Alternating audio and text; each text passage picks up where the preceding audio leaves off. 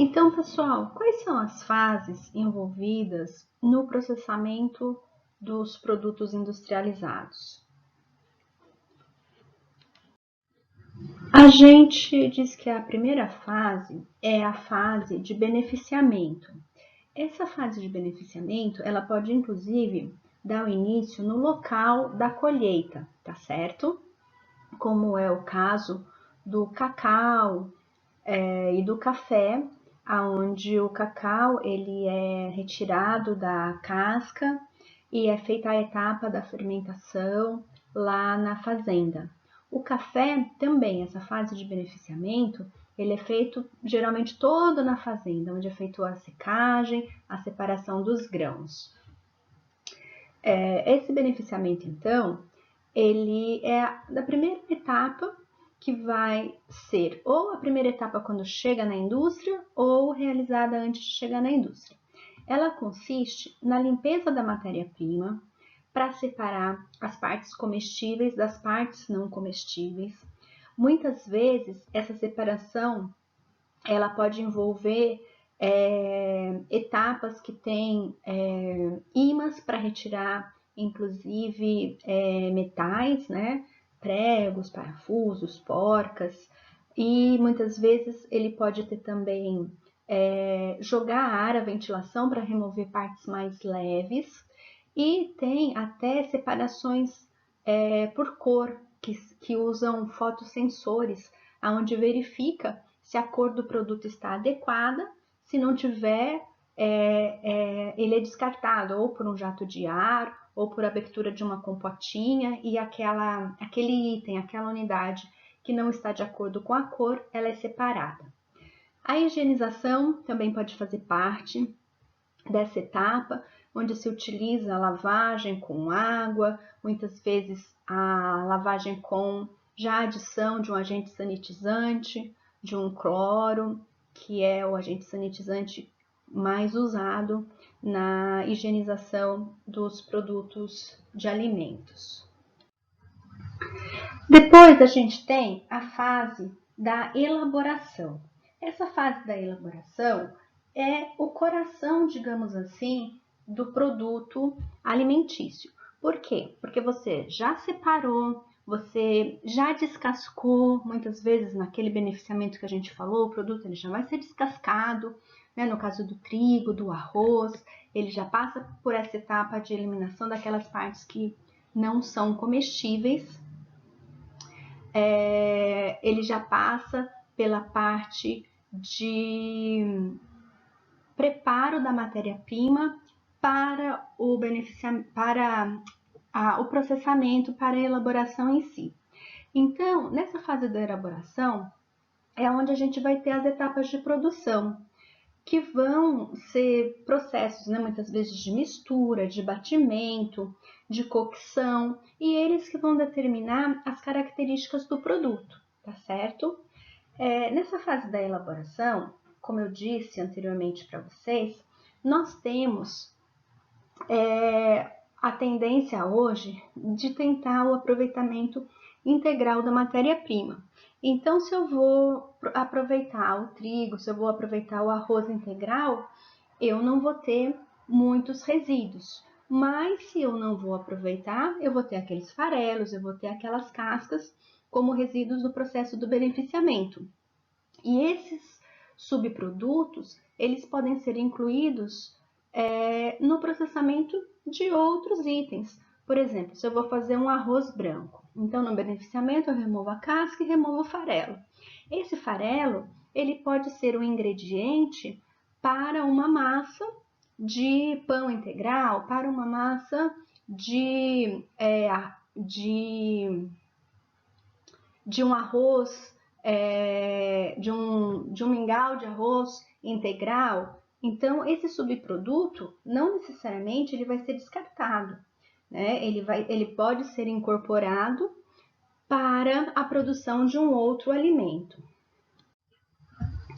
Quais são os processos, então, utilizados nessa fase de elaboração? A gente pode ter tanto processos físicos, que dizem mais respeito à redução de tamanho, dizem mais respeito a padronização do produto.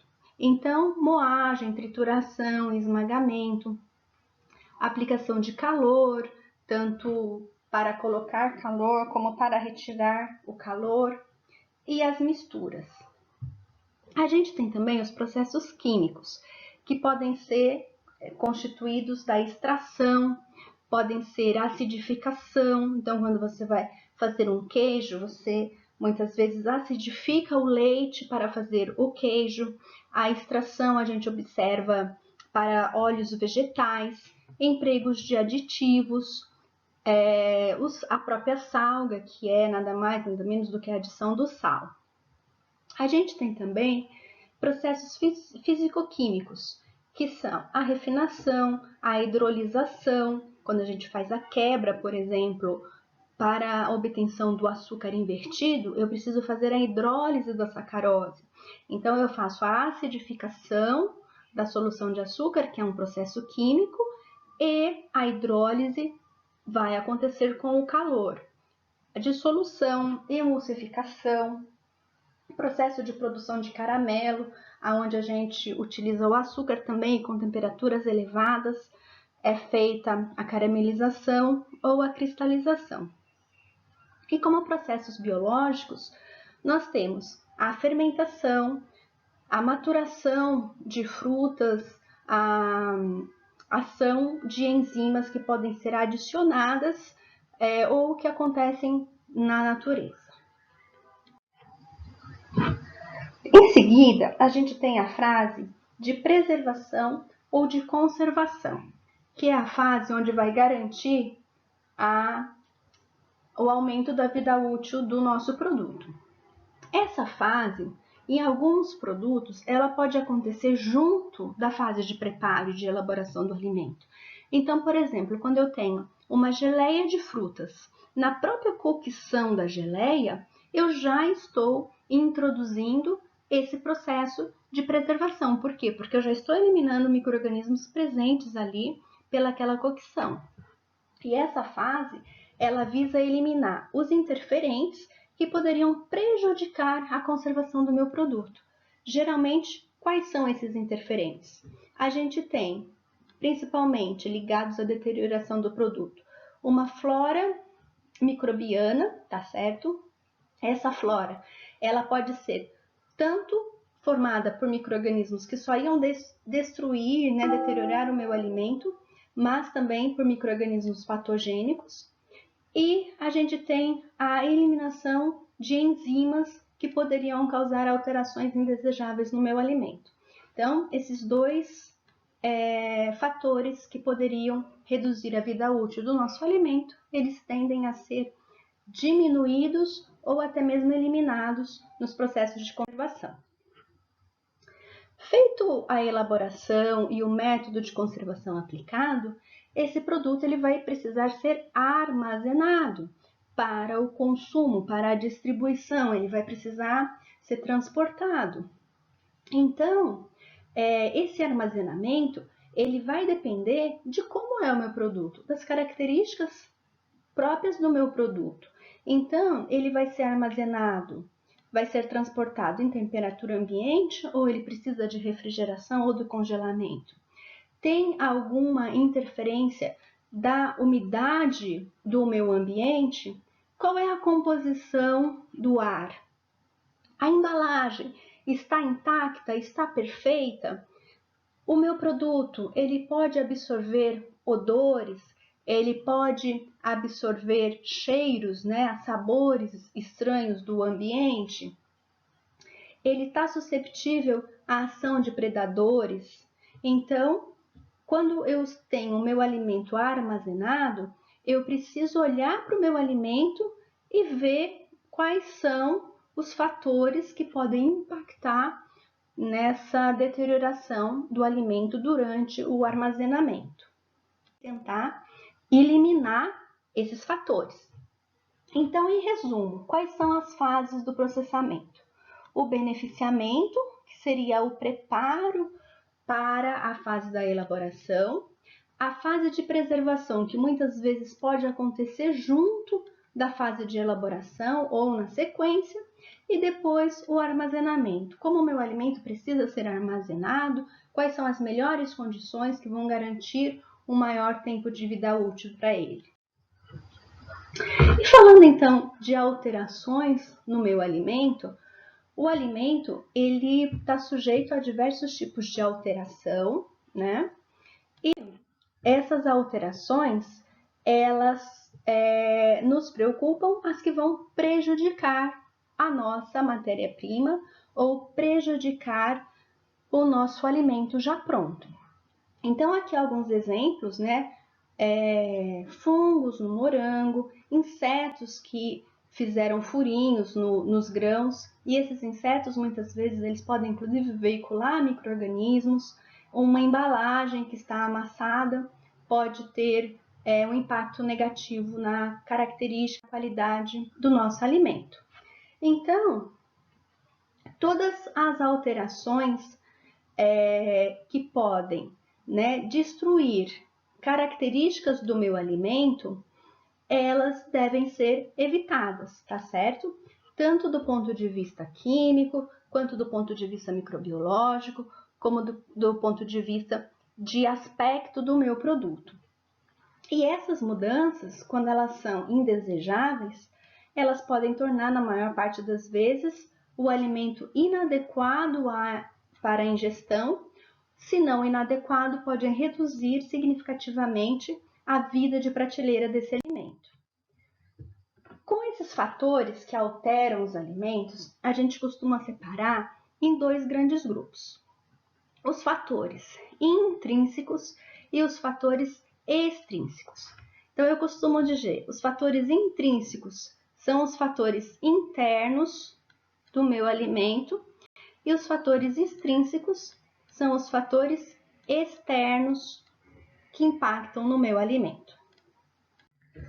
Como fatores intrínsecos, que é aqueles que estão dentro do meu alimento, internos ao meu alimento, a gente tem atividade de água, a gente tem potencial de oxirredução, a gente tem o pH, composição química, a estrutura biológica, o antagonismo microbiano e a origem desse meu alimento. Todos esses fatores, eles podem então participar da alteração dos meus produtos e com isso eu posso tentar mudá-los para que o meu alimento tenha o maior tempo de vida útil com as características desejadas. Dois exemplos aqui então, com relação à atividade de água, né, que é a água livre do meu alimento. Vocês veem isso em bromatologia.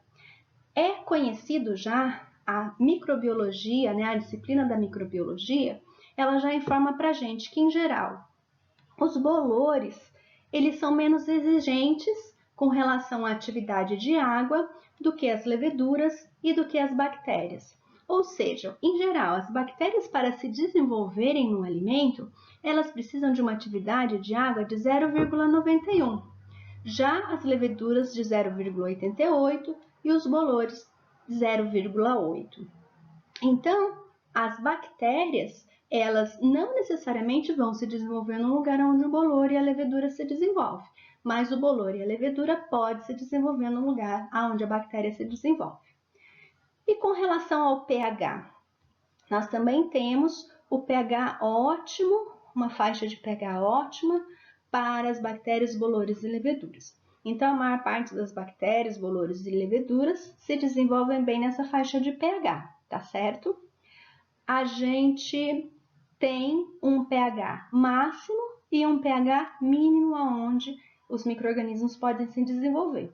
E com relação ao pH, a gente tem um pH que é muito importante, que é o pH de 4,5.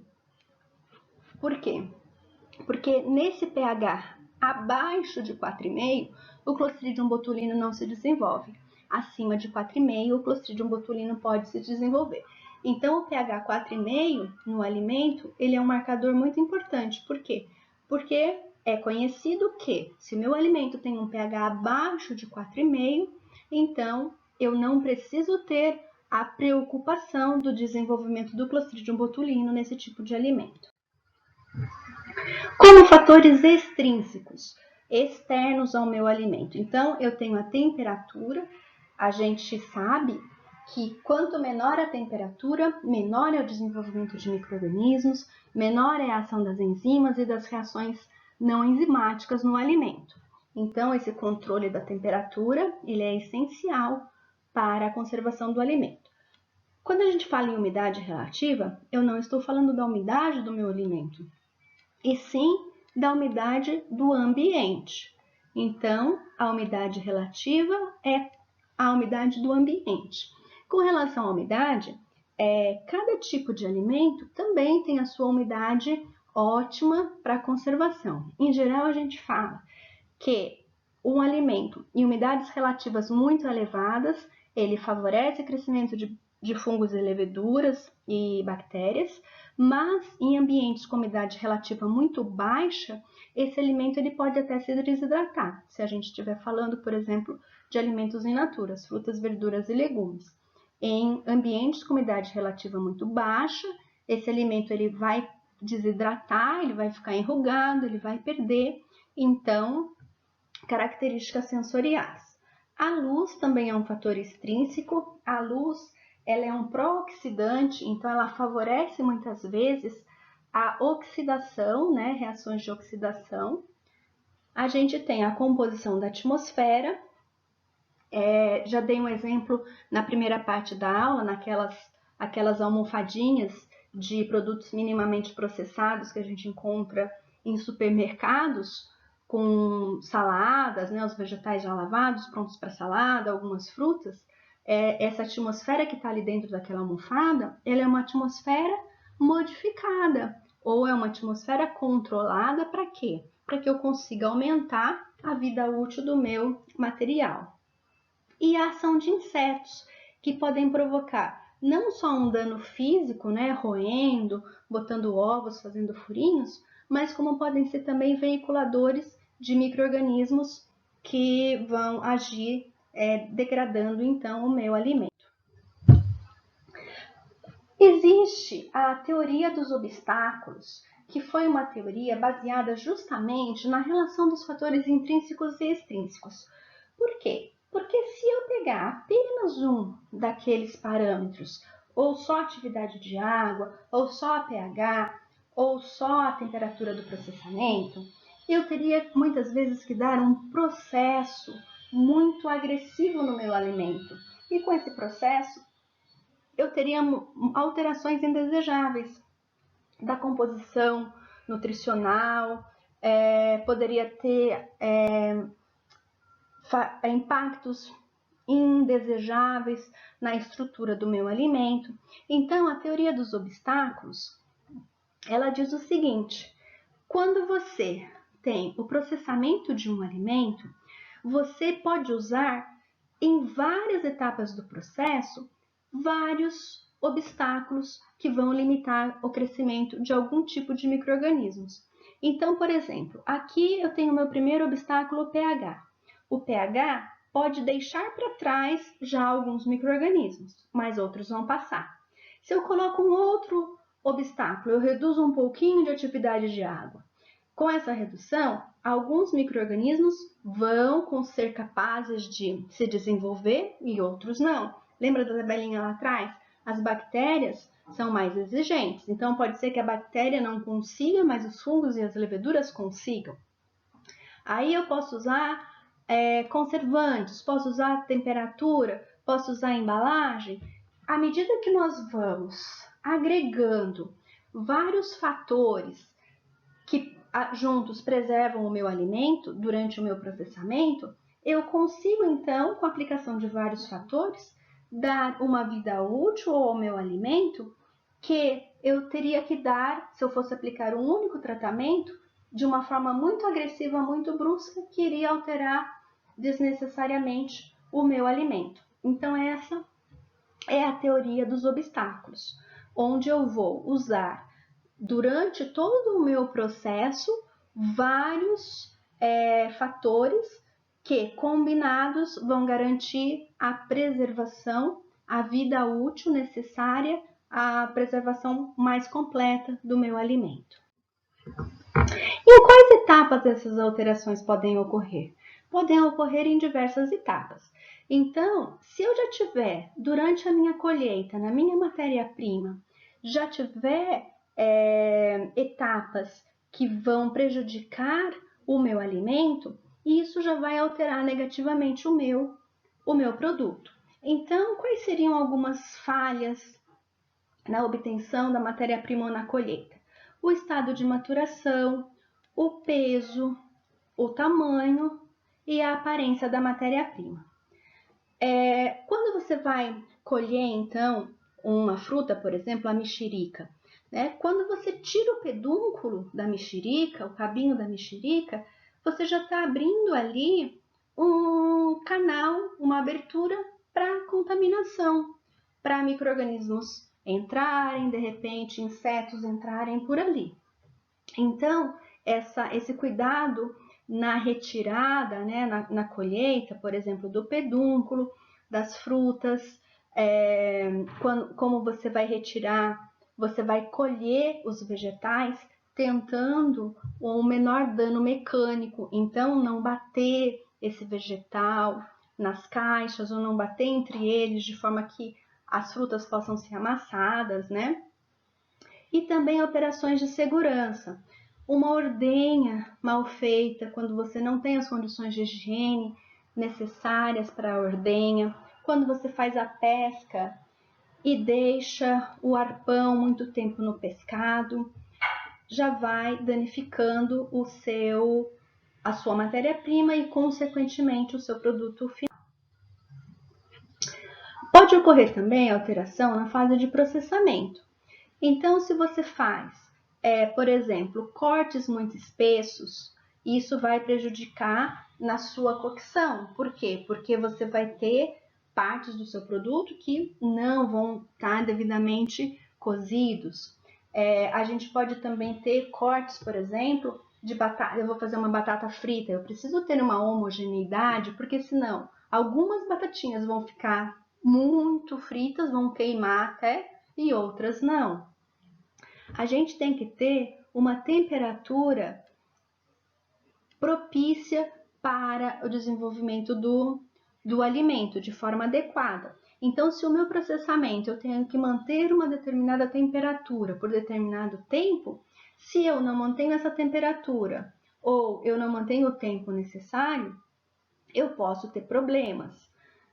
A proporcionalidade dos ingredientes, né? A quantidade que eu preciso colocar dos ingredientes. Então, se eu vou fazer um queijo, quanto de coalho eu vou colocar para 100 litros de leite? Qual é a proporção? Quando eu vou fazer uma manteiga, qual é a concentração de sal para 1 quilo ou para 100 quilos de manteiga?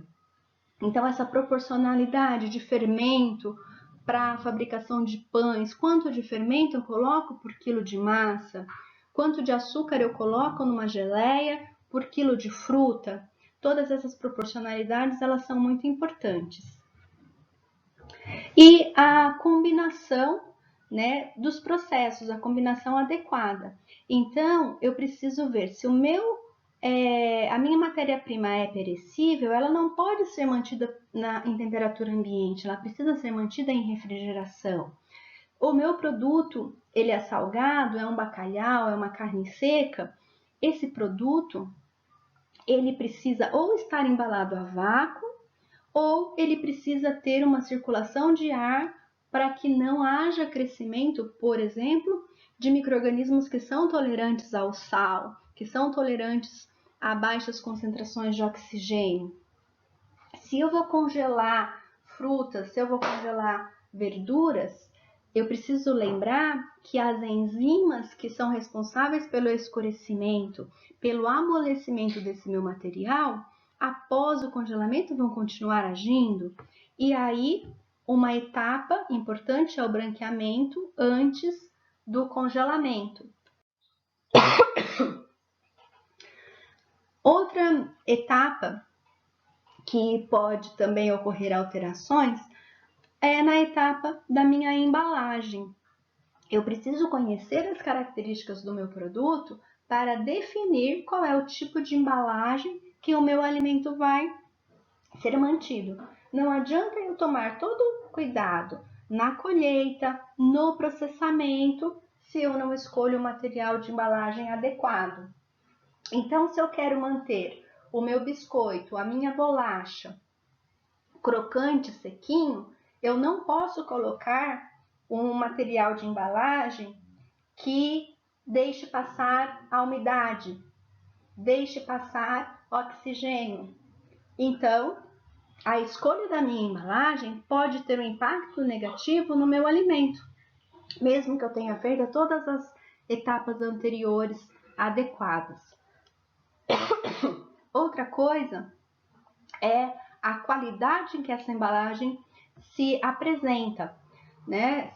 Se eu tenho um problema de rompimento, se eu tenho um amassamento, se as minhas tampas não estão com uma vedação adequada, tudo isso vai prejudicar a conservação do meu alimento.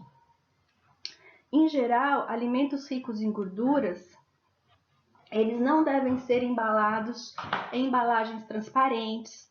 A própria cerveja, né? A gente vê que a cor da garrafa da cerveja é uma cor mais amarronzada, para impedir um pouco a passagem de luz, porque a luz ela favorece algumas reações que não são boas para a minha cerveja, que não são boas para os meus produtos.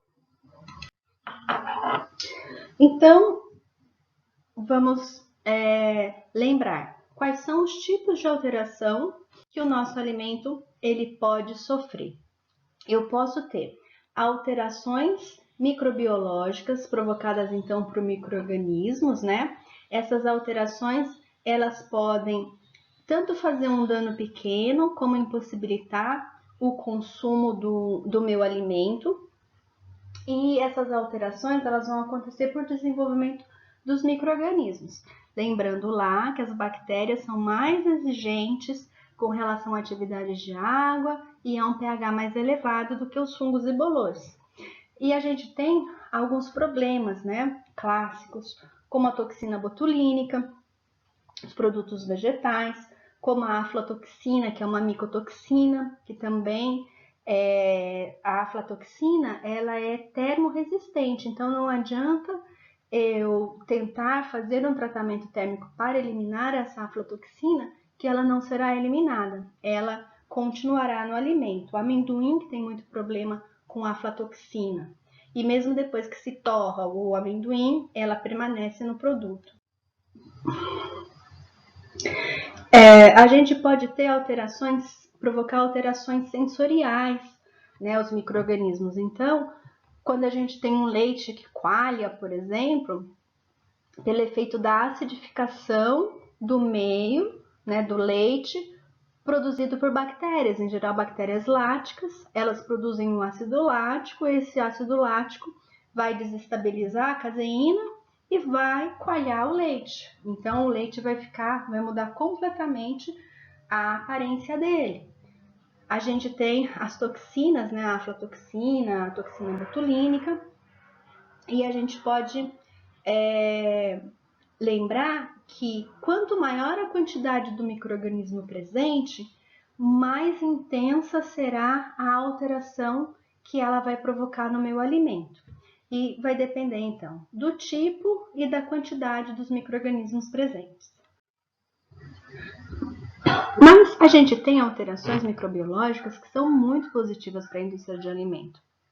Então, muitos processos de fermentação de alimentos são oriundos da ação dos micro-organismos na minha matéria-prima. Então, eu tenho o meu suco de uva e eu posso produzir o vinho, eu tenho o meu leite, eu posso produzir o iogurte, eu posso produzir o queijo, eu tenho a soja, eu posso produzir o tofu, posso produzir o molho shoyu. Então, todos esses produtos são pela ação dos micro-organismos na minha matéria-prima. Hoje em dia, a biotecnologia tem também promovido a produção de muitos tipos de aminoácidos, muitos tipos de vitaminas e de antibióticos. Então, a gente tem a penicilina, é produzida, né, por um fungo. A gente tem algumas vitaminas também produzidas por micro-organismos. A gente tem a própria indústria de aditivos, muitas vezes, utiliza a fermentação, reações não, ação de micro-organismos sobre um determinado substrato para a produção, por exemplo, da goma xantana, que é um aditivo. A gente tem também algumas enzimas que são de uso de aplicação industrial, que são provenientes de micro-organismos, e indicadores do estado higiênico sanitário de diversos tipos de alimentos. Isso vocês acabam vendo, acho que melhor em higiene. Com relação às alterações enzimáticas, né? As enzimas que estão no próprio alimento ou que são produzidas, às vezes, por micro-organismos que estão nesse alimento, elas podem ser tanto positivas quanto negativas. Então, eu posso dizer que elas são positivas quando se trata, por exemplo, do escurecimento enzimático que acontece no chá, no café e no próprio chocolate. A gente tem outra alteração que é na maturação de carne para acabar com o rigor mortis, né? Porque quando o animal é abatido, você tem a contração da actina e da miosina, e aí existem algumas enzimas endógenas que vão agir ali e que vão quebrar essa estrutura, fazendo com que a carne fique mais macia, o que a gente chama da maturação. Ou a gente pode usar enzimas externas, como a enzima do mamão, como a enzima do abacaxi, a bromelina, a papaina, a fucsina, que são usadas, podem ser usadas na maturação de carne. E também na maturação de frutas, né? As frutas, algumas podem ser colhidas verdes e vão maturar, vão chegar no ponto de maturação, e há alguns queijos que precisam também de um tempo para desenvolver ali características de flavor, de sabor ou de odor mais específicos. Ainda falando da ação de enzimas benéficas, nós temos a clarificação de várias bebidas onde são usadas enzimas, né? A gente tem também a ação de enzimas para diminuir a viscosidade, por exemplo, de sucos, para que não impeça para que impeça que esse suco vire um gel, né? Não impeça que você possa manter o estado líquido do seu alimento.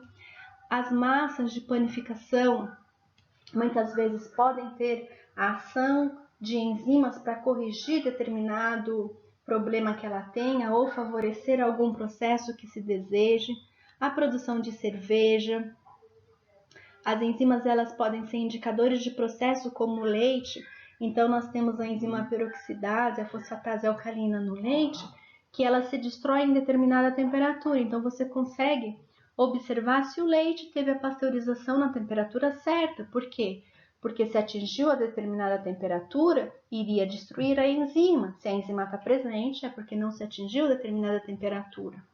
E a gente tem também o uso de enzima para desenvolvimento de sabores e aromas agradáveis. Um exemplo que utiliza muito a ação de enzima e a ação microbiológica junto é a fermentação do cacau para a fabricação do chocolate. Se você não promover a fermentação do grão de cacau antes da secagem da torrefação, você não vai obter no produto final chocolate os precursores de sabor e de aroma que se formam durante o processo da fermentação.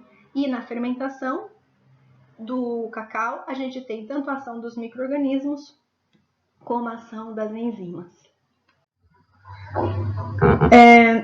Temos também alterações químicas não enzimáticas, que não dependem da ação das enzimas.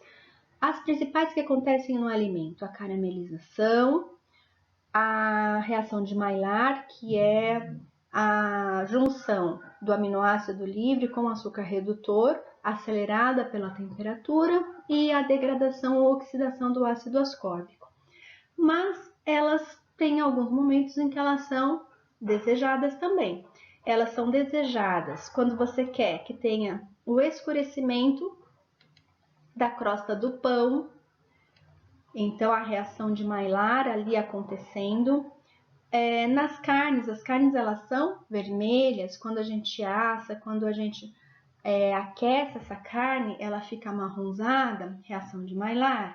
Na cerveja preta, que você tem o uso do caramelo e a torrefação também do malte, o doce de leite, a gente tem caramelização e a gente tem reação de Maillard acontecendo junto, torrefação de café e do cacau, os produtos assados de modo geral. Mas elas são indesejáveis em suco concentrado. Eu não quero, por exemplo, um suco de laranja, um suco de abacaxi, que deveria ser clarinho com uma cor amarronzada. No leite em pó, eu não quero pegar também um leite em pó e ele tá com cor de caramelo. Hidrolisados proteicos de forma geral, concentrados proteicos como whey protein, como concentrados de clara de ovo, né, o ovo em pó, e as frutas secas desidratadas, tá certo? Que pode também acontecer, além do escurecimento enzimático, a gente pode ter ao longo do tempo acontecendo a reação de Maillard aqui também. Então, as alterações químicas não enzimáticas, elas ocorrem por um conjunto de situações, né? Dependendo da reação, eu preciso ter um conjunto de situações. Mas elas envolvem, em geral, a temperatura, o tempo, a umidade, o pH do meio e a presença daqueles nutrientes que vão participar ou não. Já falei aqui, né, das reações não enzimáticas. Faltou falar da rancificação, que ocorre geralmente em produtos com alto teor de gordura. Principalmente, né, se eu tenho ácidos graxos insaturados. Temos também algumas alterações físicas. Essas alterações físicas, elas podem acontecer por alteração da temperatura, né? Se eu tenho um produto, um sorvete, se eu tenho um mousse, e durante o transporte, o armazenamento, essa temperatura, ela aumenta, eu vou liquefazer esse meu sorvete, esse meu mousse, e eu posso até retornar para a temperatura ideal depois, mas a estrutura, a aeração desse meu sorvete, desse meu produto, ele vai estar prejudicado. A gente pode observar também algumas alterações promovidas pela ação da luz, né? A luz, ela é um catalisador para alguns tipos de oxidação. Elas podem promover alterações no sabor, alteração da cor, tornando aquele produto, então, com sabor desagradável. É o caso que a gente pode observar no leite e nas cervejas, né? As garrafas de cerveja, e a gente falou, e as embalagens de leite também, elas sempre impedem a passagem da luz. E a gente pode ter alterações também por agentes externos, né? Como insetos, roedores, ovos de larvas, parasitas, que além de provocar o dano, furar, se multiplicar ali dentro, vão muitas vezes levar junto micro-organismos, podem reduzir o valor nutricional do alimento, porque ele está consumindo aquele alimento, né? Não vai deixar para o consumidor final, mas eles podem ser indicadores também, muitas vezes, de má condição de higiene, tá certo? Então é importante a gente observar isso. Vão muitas vezes alterar, né, odor e sabor, podem contaminar com as próprias larvas e levar a outros micro-organismos, e são alterações bastante indesejadas que nunca devem acontecer. Ainda dessas ações, né, a gente pode ter um aumento de viscosidade de certos produtos, a contaminação microbiológica que eu já falei, e a redução na qualidade e na quantidade de proteína, porque o ser que estiver crescendo ali, ele vai estar consumindo parte dos seus nutrientes. Então, pessoal, um resuminho aqui para a gente finalizar essa nossa introdução. As principais alterações que o microorganismo, não, gente, que o alimento pode sofrer por ação dos microorganismos, por ação das enzimas do próprio alimento ou enzimas externas, alterações químicas, físicas e pragas, insetos e roedores. A gente falou dessas alterações em separado, mas normalmente acontece tudo junto e misturado, né? Então, no mesmo alimento, eu posso ter todas essas reações, 2 delas, 3 delas acontecendo, tá certo? Pessoal, espero que eu tenha contribuído um pouquinho aí para vocês entenderem melhor esse mundo, né, da tecnologia de alimento, dos processos, das interações que vão acontecer, e nos veremos semanalmente ao longo desse semestre. Um grande beijo para vocês, fiquem bem, cuidem-se, qualquer coisa podem me escrever, tá bom? Um grande abraço, até mais!